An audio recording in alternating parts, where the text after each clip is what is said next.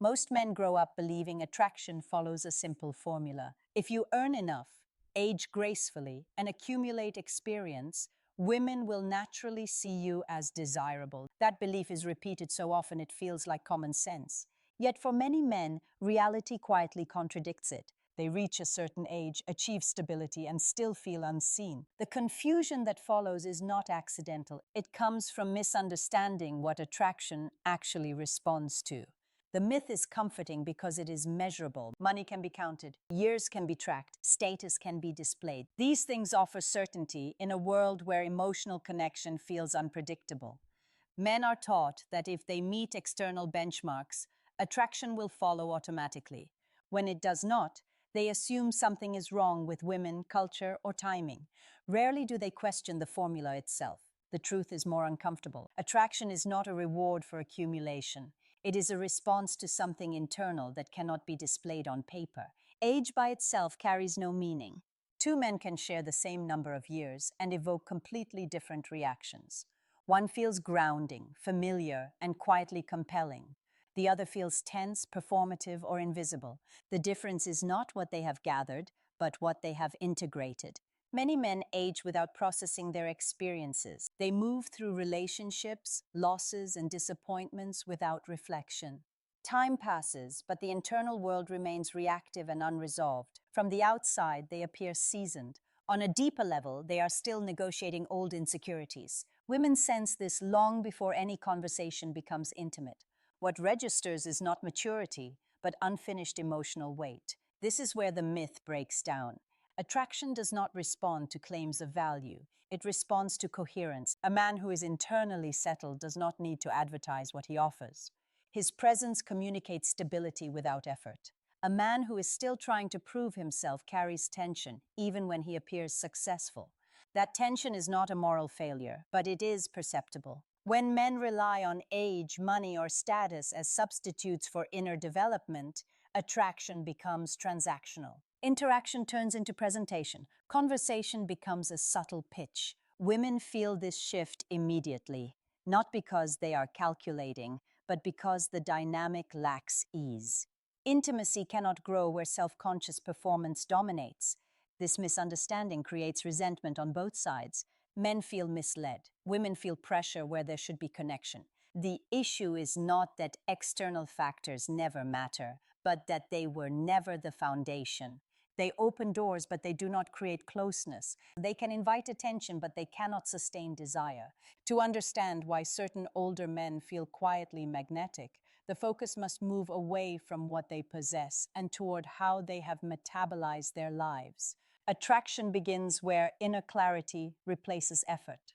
Until that shift is understood, men keep optimizing the surface while missing the source. There is a quiet assumption that experience naturally matures a man, that years lived automatically translate into wisdom, confidence, and depth. Many men rely on this belief without realizing it. They assume that time will do the work for them, that surviving enough years will eventually make them desirable. When attraction does not increase, frustration sets in, and the question becomes uncomfortable. What was all that time actually used for? Experience by itself is neutral. It only becomes valuable when it is processed. Two men can live through similar events, relationships, failures, successes, losses, and come out entirely different. One becomes steadier, more grounded, and less reactive. The other becomes guarded, cynical, or rigid. The difference is not what happened to them, but what they did internally afterward. Women respond to this distinction instinctively, not intellectually. Many older men carry experience like unexamined baggage. They collect memories but avoid reflection. Pain is buried rather than understood. Disappointment is blamed outward instead of integrated inward. Over time, this creates emotional shortcuts, assumptions, defenses, and impatience.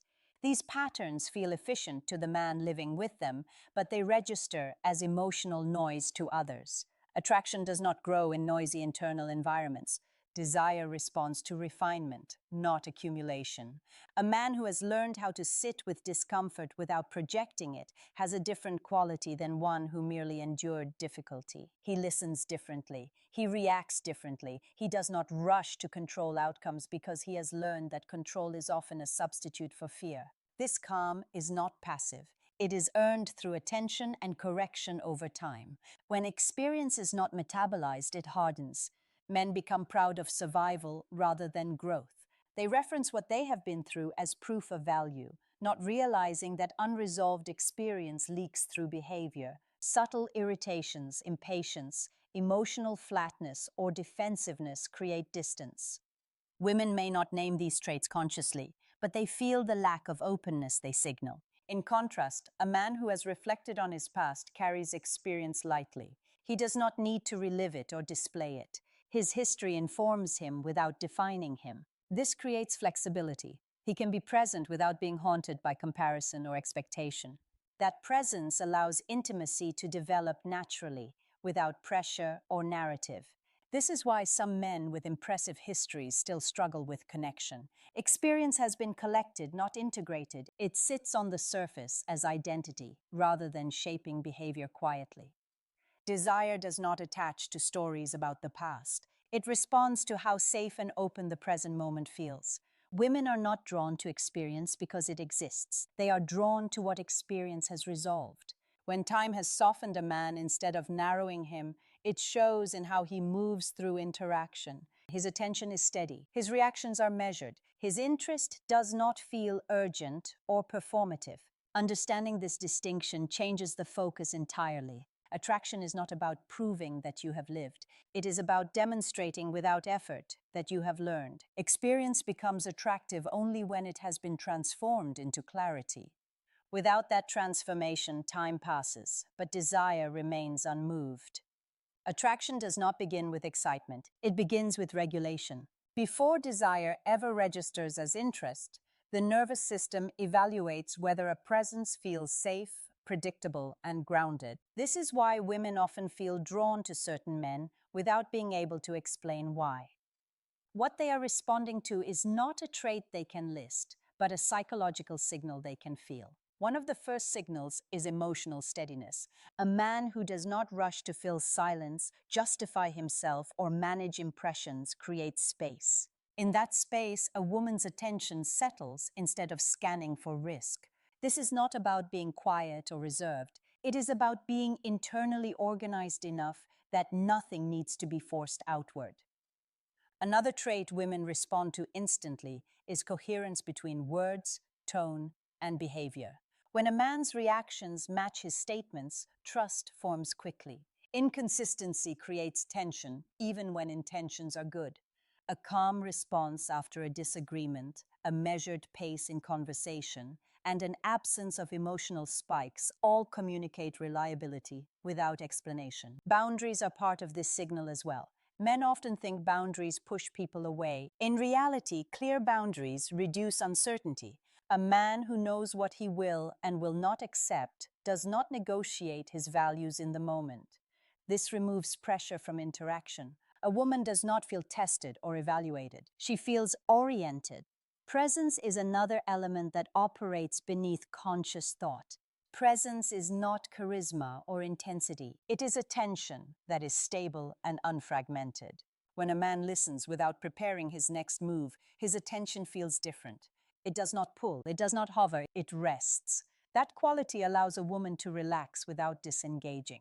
Emotional regulation is what holds all of this together. A man who can experience frustration, attraction, or disappointment without acting it out creates psychological room. Women are highly sensitive to volatility, not because they fear emotion, but because volatility creates unpredictability. Calm does not mean emotional absence. It means emotions are contained rather than contagious. Men who lack these traits often compensate with performance. They talk more, explain more, pursue more, or display credentials. These efforts are usually well-intentioned, but they introduce pressure. Pressure interrupts intimacy. It shifts the interaction from mutual curiosity to management. Women feel the weight of expectation even when nothing explicit is said. The men who generate quiet attraction rarely think in terms of tactics. They are not monitoring reactions or adjusting themselves in real time. Their internal state is settled enough that attention can move outward naturally. This allows connection to unfold without agenda. Desire responds to this lack of strain. It is important to understand that these traits are not techniques. They cannot be applied temporarily. They are the result of internal alignment built over time. Attempts to imitate calm without resolving inner tension usually backfire. The body communicates what the mind tries to hide. When women feel an immediate sense of ease with an older man, they are not responding to mystery or dominance. They are responding to the absence of threat. That absence allows curiosity to emerge. Curiosity allows attraction to deepen. From there, intimacy becomes possible without being forced. These psychological traits operate quickly and silently. They do not announce themselves. They simply register. And once registered, they shape everything that follows, long before desire ever becomes visible. Because these signals are subtle, men often overlook them and focus instead on visible advantages. That misdirection leads to effort where ease is required. Intimate attraction grows when nothing needs to be managed. It forms when a woman feels free to respond rather than react. This freedom is rare, and rarity is what makes certain older men feel quietly compelling in ways that cannot be replicated through strategy. Its effect endures because it is felt, not performed or fabricated. Trust is not built through reassurance. It forms through consistency that does not need to be explained. Women do not consciously decide to trust a man in the early stages of attraction. Their body decides first, based on whether his behavior feels predictable, grounded, and emotionally contained. This is why two men can say the same things and receive entirely different responses. One creates ease, the other triggers caution. The difference often lies in how a man relates to control. Many older men, shaped by past disappointments, try to manage outcomes. They steer conversations, rush emotional closeness, or subtly position themselves to avoid uncertainty. These behaviors are rarely aggressive. They are quiet attempts to protect oneself, yet they signal something important: discomfort with unpredictability. Women sense this quickly, not as danger, but as pressure. Pressure activates God. When a woman feels she must manage a man's expectations, emotions, or reactions, her system shifts into monitoring mode. Attraction cannot deepen in that state. Even generosity, attention, or affection can feel intrusive if it arrives without emotional spaciousness. What looks like interest to the man feels like demand to her. Men who trigger trust operate differently. They are not passive, but they are internally regulated. They allow interactions to unfold without trying to shape them prematurely. Their interest is clear, yet unforced. They do not collapse if momentum slows, and they do not escalate to secure reassurance. This steadiness communicates that they can tolerate ambiguity without anxiety. Boundaries play a critical role here. A man with self-mastery does not overextend to win approval, nor does he withdraw to punish uncertainty. His boundaries are calm, not rigid.